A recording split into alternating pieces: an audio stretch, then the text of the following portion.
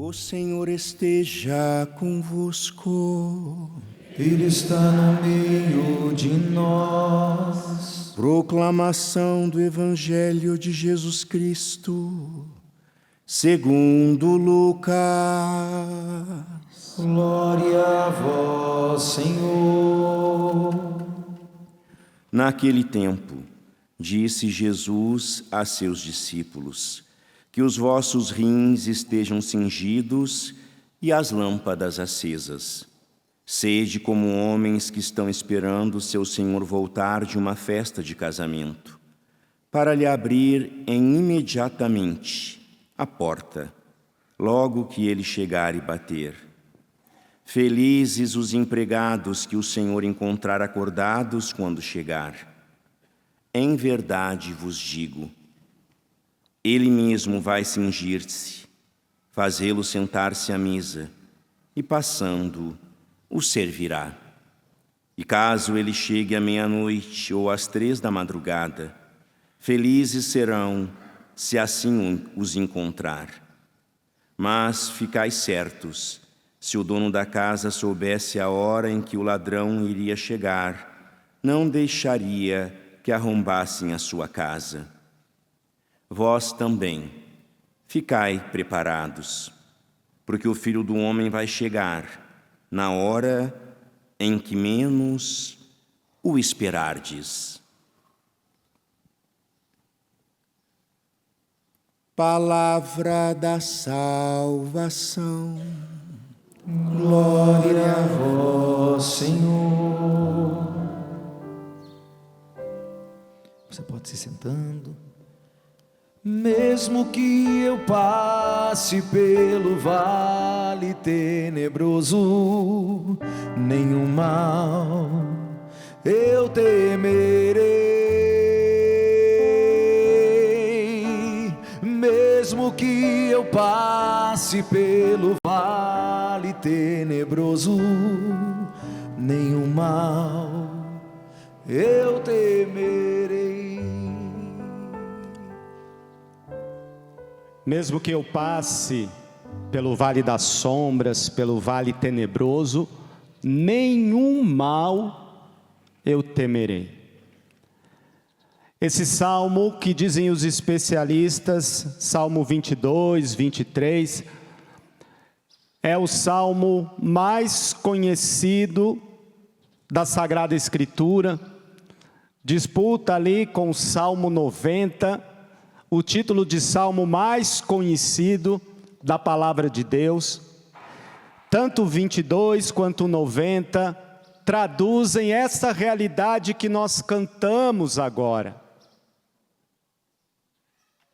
Mesmo com medo, e o medo faz parte da realidade humana, mesmo com medo, eu confiarei, eu acreditarei, eu me abandonarei, eu me lançarei nas mãos de Deus, porque uma fé viva dissipa o medo. Principalmente o medo da morte, e também o medo de todas as perdas, porque nós, enquanto existência, enquanto vida, podemos enfrentar e passar, e que com certeza enfrentaremos e passaremos.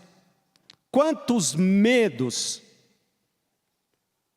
desde o medo da morte, mas também o medo da doença, da enfermidade, o medo, tantos medos escondidos, inconfessos no coração humano.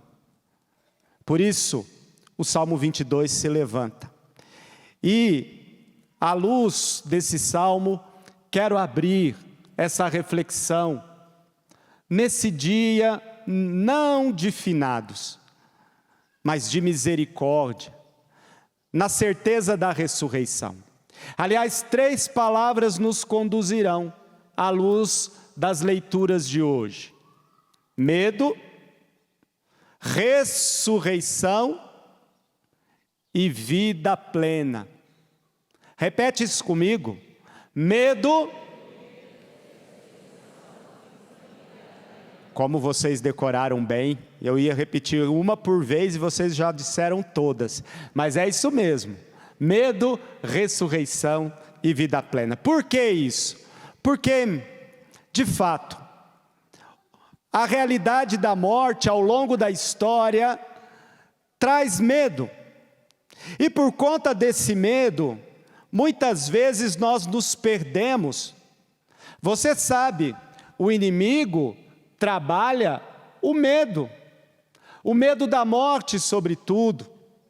Por isso que o Padre Léo dedicou algumas das suas pregações mais lindas aqui na Canção Nova, relacionadas à cura dos traumas da morte. Cura dos traumas da morte.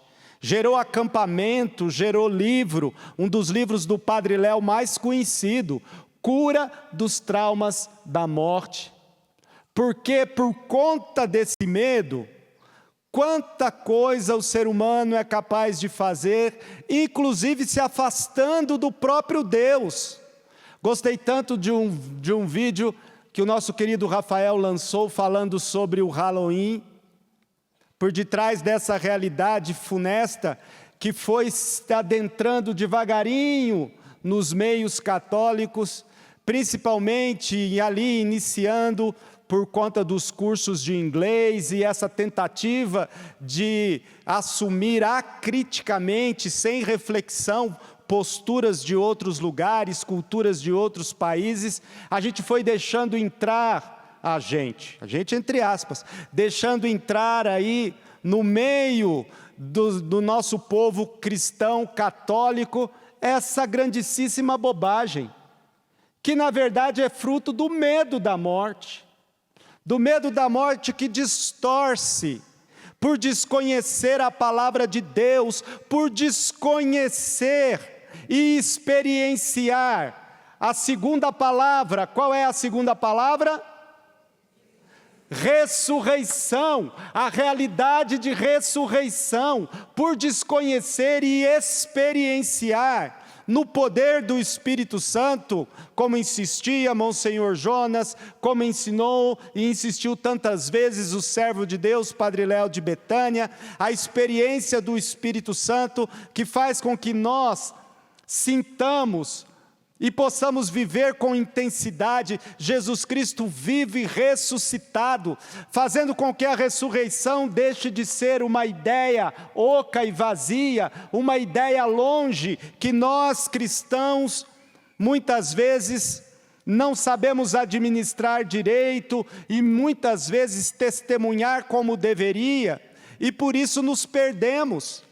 Nos perdemos em ideologias, nos perdemos em outras doutrinas, acreditamos. Quantas vezes a gente encontra no confessionário, e quiçá que vem para o confessionário, cristãos católicos, às vezes de comunhão, que dizem que acredita, por exemplo, em reencarnação, em transmigração de alma, e em outras tantas situações de superstição, que distorcem totalmente a experiência de ressurreição. Sem ressurreição, não tem como ser cristão. Sem ressurreição, não tem como ser de Cristo. Se Cristo não ressuscitou, diz a palavra, e São Paulo fez essa experiência do ressuscitado no caminho de Damasco, Atos capítulo 9, se ele não ressuscitou, e ele podia falar porque experimentou o ressuscitado, vã é a nossa fé. Então, a experiência de Jesus Cristo vivo e ressuscitado, e enquanto o padre fala, vá se perguntando, vá trazendo para o seu coração, para a sua experiência, o significado dessa ressurreição, porque a segunda leitura diz com todas as letras, Cristo é o primeiro, é a primícia. O caminho dele é o nosso, ele é o novo Adão. O primeiro Adão morreu, mas o novo Adão está vivo, ressuscitado, e o caminho dele é o nosso caminho. é o nosso lugar. Então, como está essa experiência do ressuscitado? Do ressuscitado vivo, em nosso meio, no seu coração. É preciso trazer isso sempre. E nesse dia em que rezamos pelos fiéis defuntos, nós precisamos lembrar que o poder da ressurreição está sobre eles. Por isso os nossos mortos não nos deixam. Eles estão mais vivos do que antes, porque agora vivos em Deus, e celebramos essa misericórdia. Celebramos o dia de todos os santos para lembrar a igreja que triunfou, a igreja celeste, que junto com os anjos, os arcanjos, adoram esse Deus maravilhoso, uno, trino, de forma eterna. Celebramos hoje, nessa certeza da misericórdia, o dia de olharmos para o purgatório, por exemplo, e entendermos com muita tranquilidade que é efeito da misericórdia, que não quer perder ninguém, que quer dar a todos a chance de alvejar as suas vestes no sangue do Cordeiro, no sangue do Redentor, para poder gozar a alegria dos santos que chegaram lá. E o caminho deles é o nosso, porque o ressuscitado abriu as portas. Por onde ele passar, nós haveremos de passar. Quantas alegrias no caminho desse processo de beatificação do servo de Deus, Padre Léo de Betânia, porque vou constatando cada vez mais que ele trabalha mais agora do que trabalhava antes. E olha que ele trabalhava. Padre Léo funcionava igual um relógio suíço. Ele sabia a hora exata que ia chegar no lugar que ele marcava para estar. E Deus o livre atrasar 5 minutos. Ele chegava naquele horário. Era difícil acompanhá-lo. Mas eu digo para você, ele trabalha mais hoje, está mais vivo hoje. A quantidade de testemunhos, de pessoas que tiveram experiências com o Padre Léo, pós-mortem, em sonho, numa pregação, que foi conhecê-lo, depois de mais de uma década de morto, porque vivo. Mas nós precisamos acreditar na força e no poder da ressurreição, porque essa segunda palavra, ressurreição, vai ao encontro da primeira. Trabalha o medo. O cristão não tem medo da morte. A morte não é sua inimiga. A morte é sua amiga. É por isso que os santos nos ensinam tantos. Santos caros ao Padre Léo, Francisco de Assis, chamava a morte de irmã. Desejava que a irmã morte pudesse buscá-lo, para que ele pudesse, juntamente com os anjos, contemplar a beleza de Nossa Senhora. E lá se deleitar junto do Filho Jesus. E várias vezes ele diz: te espero, irmã morte. Onde é que está o medo? E olha que Francisco de Assis morreu doente, cego. Dizem os biógrafos que tinha lá, não sei quantas doenças pelo corpo. Muitas dadas a sua vida austera, mas mesmo assim, na certeza de que a morte não era sua inimiga. Por quê? Porque passou pelo poder da ressurreição. Cria em Jesus Cristo vivo, ressuscitado, forte no coração do crente. Que coisa linda, linda, linda, linda, um dos livros mais lindos que um cristão pode ler, Confissões de Santo Agostinho.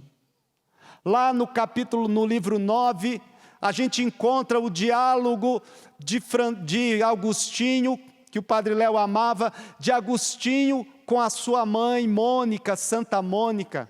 Mônica lá, pronta para morrer, conversa com Agostinho sobre a morte.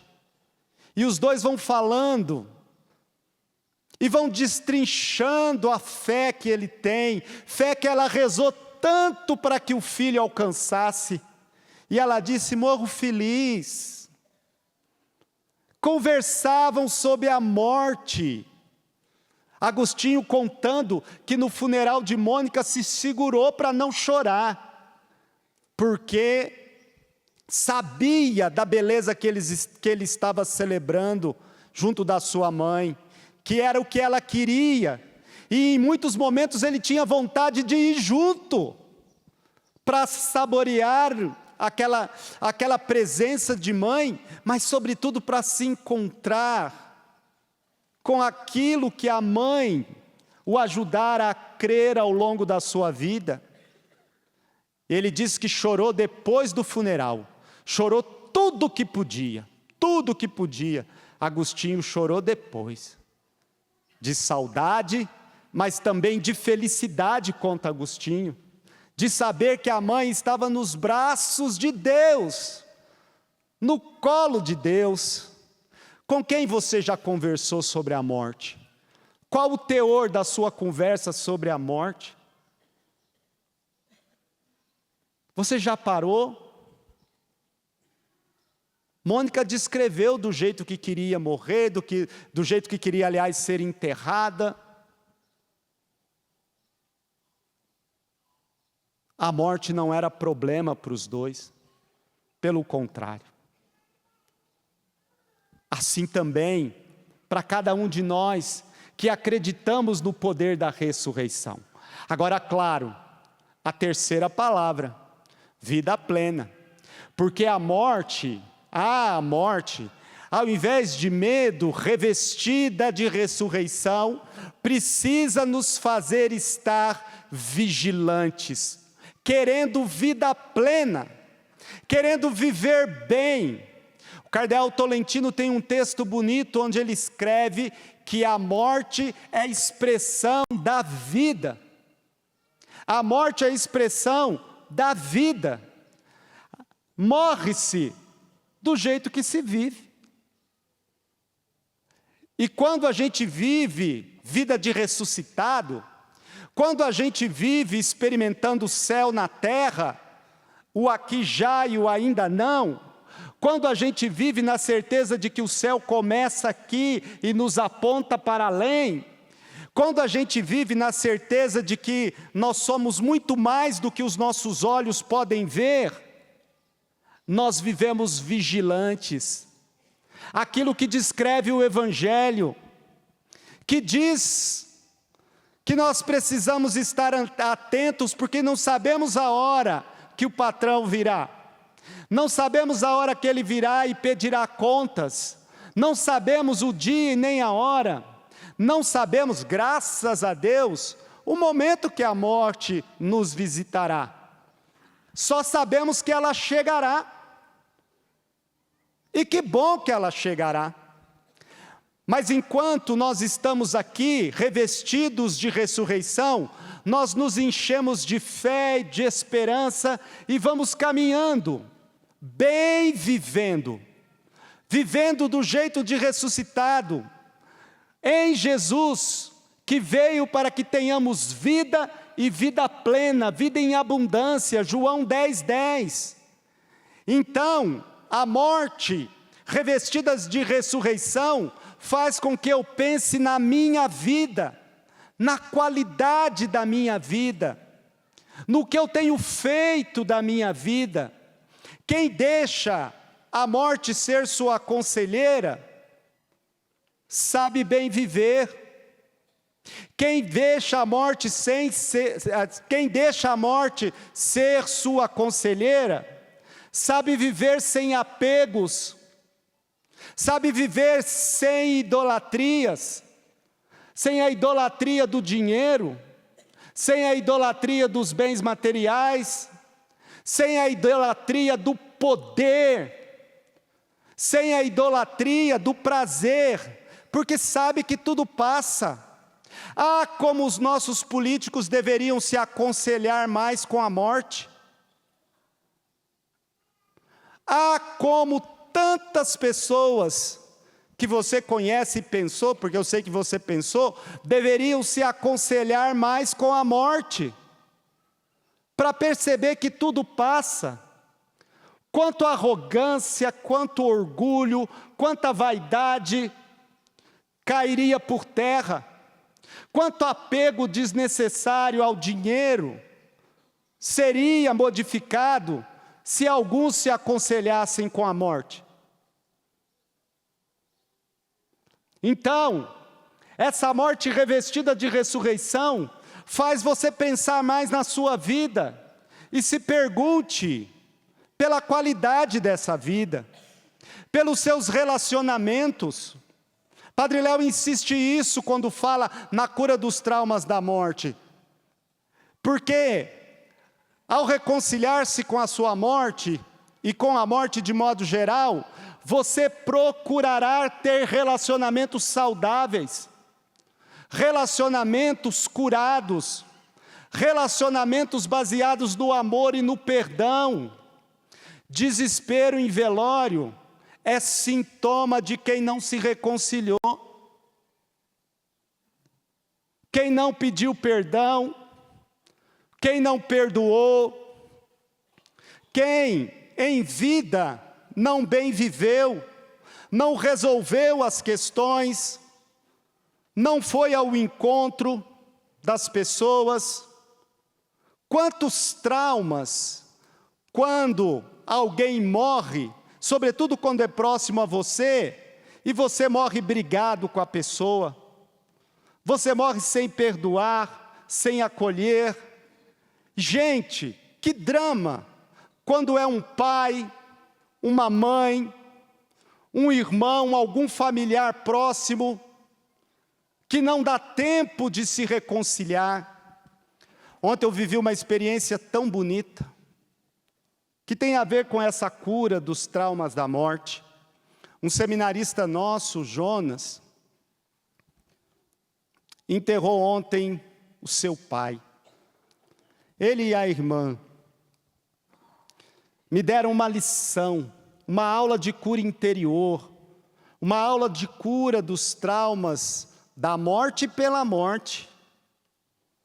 Pai, já separado da mãe há tanto tempo, um histórico de filho de Betânia, de alcoolismo, quantas histórias duras, difíceis, e o Jonas teve a oportunidade de cuidar do pai dele, ao longo do Calvário, que ele viveu com um câncer dificílimo, duro. Mas nessa caminhada de saúde do pai, ele pôde levar o pai para Betânia. O pai foi filho de Betânia um tempo, em Curitiba, e lá teve contato com tanta oportunidade de se reconciliar consigo mesmo. Uma experiência bonita que levou o pai a pedir perdão, a se perdoar. Deu oportunidade aos filhos de se reaproximarem. E como foi bonito vê-lo ali, no leito do pai, fazendo carinho no pai, curando, passando a mão pelos cabelos do pai. O pai ali na UTI e ele lá, cuidando junto, à medida que pôde. E o amor curando, restaurando. O pai junto, sentindo o amor do filho. Pôde dizer para o pai, que tantas vezes ele viu alcoolizado, dizer para o pai: pai, eu te amo. Pai, eu estou contigo. O pai dizendo para ele das dores que tinha, falando mais para ele do que para o médico, e o Jonas traduzindo a dor do pai, nesse momento bonito de reconciliação. Eu pude ir no hospital, Padre José, lá da Diocese de Guarapuava, que cuida do seminário, deu a unção dos enfermos. Quando eu fui visitá-lo, eu fiquei impressionado, porque lá na UTI, e com toda a história do câncer, um câncer duro que começou na garganta e foi tomando tudo, ele estava desfigurado, pelo sofrimento, pela angústia, por tudo. Ontem, no velório, e eu já falei aqui, eu sou padre de velório, né? Minha especialidade é velório, eu tenho velório marcado até 2025. Verdade? Outro dia uma amiga de Betânia chegou assim: padre, o que eu preciso para o senhor ir no meu velório? Eu falei: morre. O resto está garantido, eu vou. E aí lá no velório ontem, olhava para o pai do Jonas no caixão, seu Vivaldindo, e via a serenidade. Não é essa história de velório, porque tem sempre essas histórias de velório que a gente diz lá, pega lá, tem sempre aquele que diz: nossa, parece que está dormindo, não tem? Sempre aquilo. Não é desse jeito, não.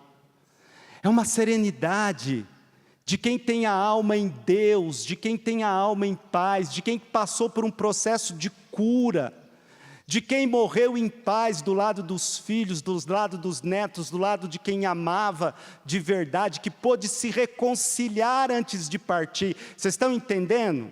A gente olhava e via aquele rosto sereno de quem foi, porque veja, a morte não vem por causa da doença. A morte vem porque você está vivo, e quem está vivo morre. A doença é uma desculpa. A morte pode vir de qualquer jeito, se a gente olhar com objetividade. Então, é a serenidade de quem fez o dever de casa, de quem perdoou e foi perdoado, de quem amou e foi amado, de quem se sentiu amado na hora derradeira, porque feliz do pai que pode, na hora da morte, na hora da dificuldade, ter os seus filhos do seu lado, dizendo: pai, eu te amo, pai, eu te perdoo, pai, eu estou contigo, pai, vai em paz, pai, nós vamos ficar bem, pai, nós estamos aqui felizes. Que alegria maior para um pai poder se despedir dessa vida, na certeza de que cumpriu a sua missão, como Mônica teve Agostinho do lado.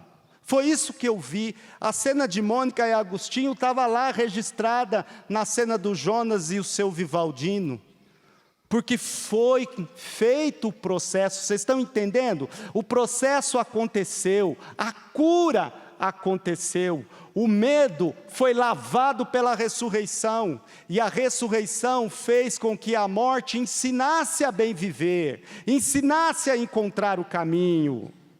E é isso que todo cristão precisa diante da morte. Por isso, não perca tempo. Não perca tempo. Que a morte te ensine a bem viver, a querer vida plena. Que a morte te ensine a querer amar mais teu pai, tua mãe. Que a morte te ensine a querer mais amar e acolher os seus filhos e filhas. Que a morte te ensine a perdoar mais, a amar mais, a acolher mais.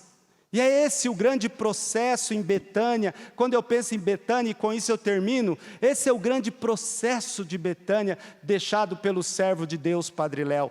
Padre Léo insistia: não, ninguém está aqui para tratamento, nós não curamos ninguém. O que a gente faz é ensinar um estilo de vida de ressuscitado, de reconciliados, de curados, como ele gostava de dizer. Um estilo de vida de gente que cura os ressentimentos, as mágoas, os traumas, as perdas, porque sabe que no ressuscitado tudo pode ser restaurado, curado, renovado, para que haja vida e vida em abundância, vida plena.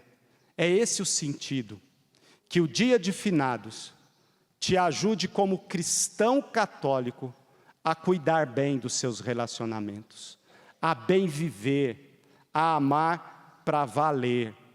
Porque quem se reconcilia com a sua morte, vive bem a sua vida e assume o destino preparado por Jesus, que ressuscitou para que nós pudéssemos ressuscitar com Ele.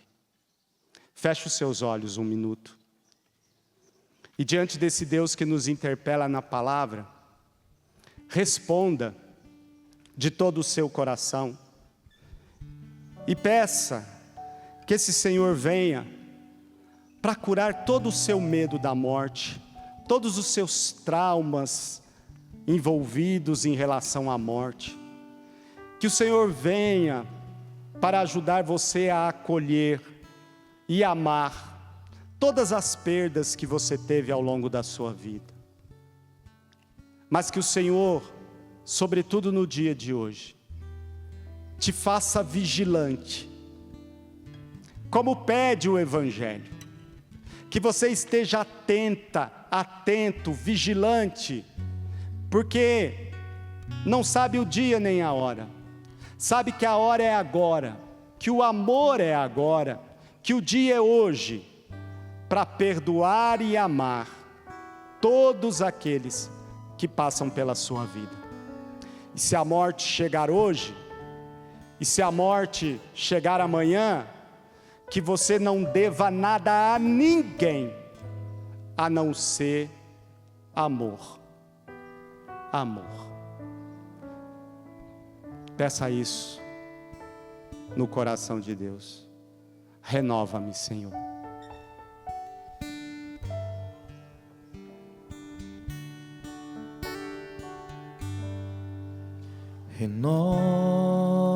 Renova-me, Senhor Jesus.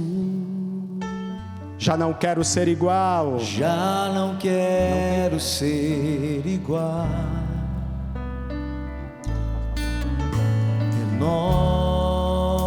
Renova-me, Senhor Jesus. Põe em mim teu coração. Mais uma vez, renova-me. Renova-me, Senhor Jesus. Peça, peça. Já não quero ser igual.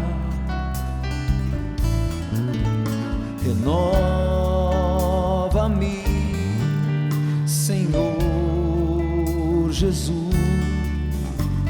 Põe em mim teu coração. Põe em mim teu coração. Porque tudo que há, porque tudo que há dentro de mim precisa ser curado. Precisa ser curado, Senhor. Porque tudo que há dentro do meu coração precisa mais de ti. Para terminar, força. Porque tudo que há dentro de mim precisa ser mudado, Senhor. Porque tudo que há dentro do meu coração precisa mais de ti. Traça o sinal da cruz na sua fronte, na sua boca, no seu coração. E que nesse dia de finados, pelo sinal da Santa Cruz, livre-nos Deus nosso Senhor dos nossos inimigos, de tudo aquilo que nos afasta de uma vida bem vivida no poder da ressurreição. Jesus, manso e humilde de coração, Fazei o nosso coração semelhante ao